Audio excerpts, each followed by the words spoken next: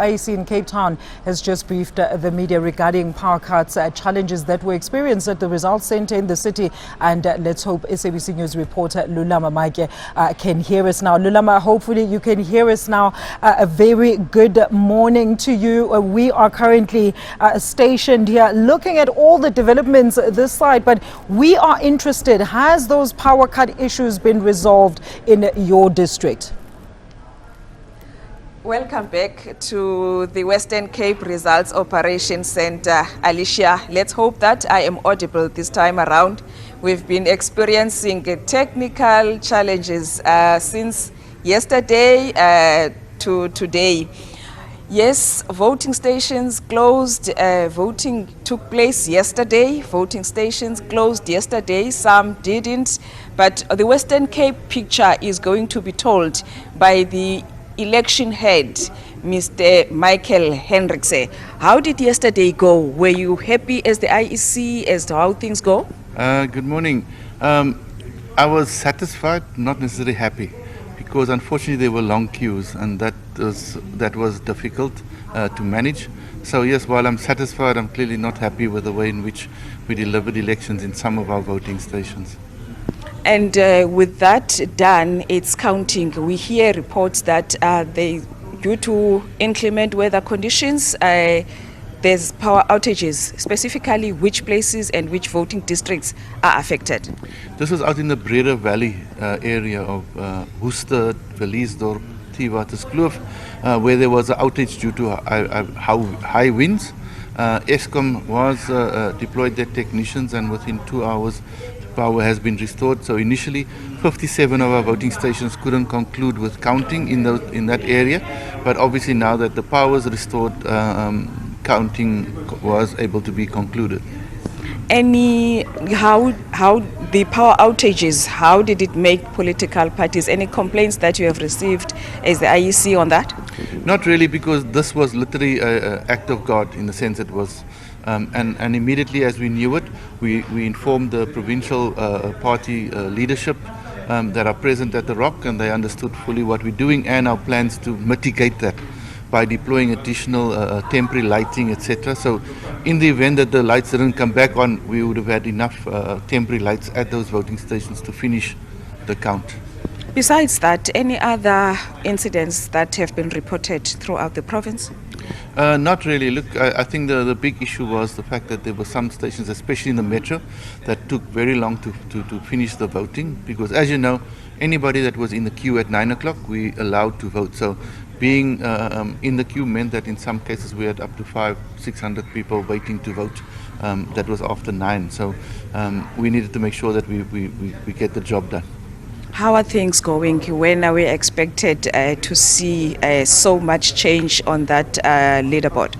Look, for now, these are your smaller rural voting districts that are coming in. Because a relatively small number of voters, the count takes quick, and obviously then the capturing takes quick. So as soon you'll see start coming, the towns will start coming in, the town voting districts, and then obviously also the metro, because the metro makes up more than 2/3 of the voters in our province. Talking about small voting districts, usually Robben Island is one of those districts that are the first to come up, but this time around it was the Eastern Cape that went on the scoreboard, not the Western Cape. Tell us what happened to that, because maybe some will think that there's something not going according to plan, that Robben Island is not one of those voting districts on the board. No, not at all. I think we have about 165 registered voters on Robben Island. Remember, it is an island, so they depended on getting the material back. So obviously they needed to be available to keep the station open until 9 o'clock last night. So clearly we can't get the materials in. Even though that we can have it electronically, but we need to obviously make sure that the ballots return to the mainland as well. So that is why there's nothing nefarious about it. The results will be captured in due course. As the provincial IEC, any complaints, official complaints that you have received that have been lodged by parties on any of the incidents that have happened? Not specifically. What we've been doing is where we could, we intervene to resolve any particular disputes. Obviously, where a party feels that something wasn't going right with a count, we told them that, look, lodge a official objection, because that's the only way we can deal it. It's not something that we can manage informally. You need to lodge an objection that gets processed right up to the commission if necessary.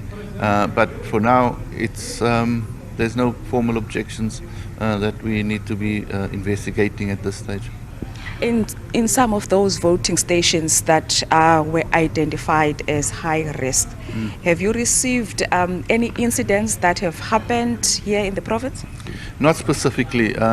Remember that the areas were defined as high risk, not the actual voting station per se. So obviously of the 49 areas identified by SAPS, there were 48 within the metro. And those are areas where typically SAPs would be deployed to ensure that overall there is stability and peace in the particular areas. Those voters who were at voting stations after 9 o'clock, they were supposed to stand there and not go away.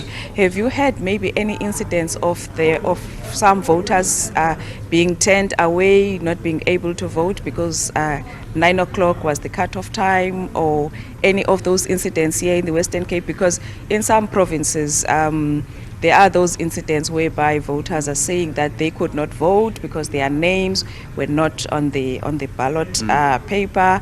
Any on the voters' roll? Yes, thank you. Any of those incidents here in the Western Cape where voters were unable to vote because they had not registered at a particular voting station? Yes, definitely there were those instances. Remember that the law introduced a requirement for prior notification if you're not voting at your voting station. In the past, you could simply arrive at a voting station if you are a registered voter and vote. For example, if you're not from this province, you can still get a national ballot. However, the law was ever changed in Parliament in 2021 already. So many of these voters simply arrived at the voting station thinking that they'll just be able to get the ballot, and we had to unfortunately turn them away. But all the valid voters who were on the voters' roll at those stations were allowed to vote, even if it meant voting after 9, for as long as they were in the queue. As at 9 o'clock, we will allow them to vote. Thank you very much for your time. It's a pleasure. Alicia, that was the Western Cape provincial head, Mr. Michael Hendrikse. As I talk to you now, if I'm looking at the provincial scoreboard, the DA is at 2,511 votes. It's leading, followed by the Patriotic Alliance at 741. The third party for now is the ANC with more than 300 votes. The EFF is 30. The Good Party at 19. The Freedom Front Plus at 176.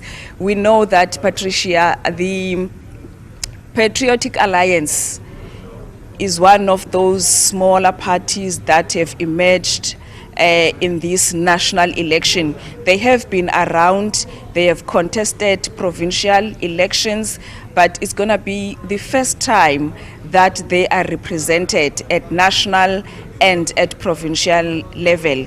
And we know that coming to this election, the Patriotic Alliance has won some wards that were previously held by the DA as well as the ANC. So it came to this election upbeat about those victories, and it was saying that it wants to make a dent in the majority of the DA. So we have yet to see, when the final results are announced, how it will fare in these elections. And some of other smaller parties that are newcomers that have campaigned in the province, that Alicia, we have even heard DA leader John Steenhuisen saying that those parties are opportunistic, they don't have the interest of the Western Cape voters at heart. They are yet to be on that scoreboard. For now, the newcomer in this province, which is on the scoreboard, is the Patriotic Alliance. Well, of course, it's not yet over. It's still very early to say anything about the scoreboard, but so far indications are the DA is leading, followed by the Patriotic Alliance, and the ANC for now is in third position. Well, we know that the provincial head just said now that those districts are small districts that are in the outskirts of Cape Town. The majority of voters are in the Cape Town, city of Cape Town, which will be the deciding factor in these elections, where the majority of Western Cape voters, most of them are in the Western Cape. With that, back to you at the studio. Lulama Maja, SABC News reporter in the Western Cape for us.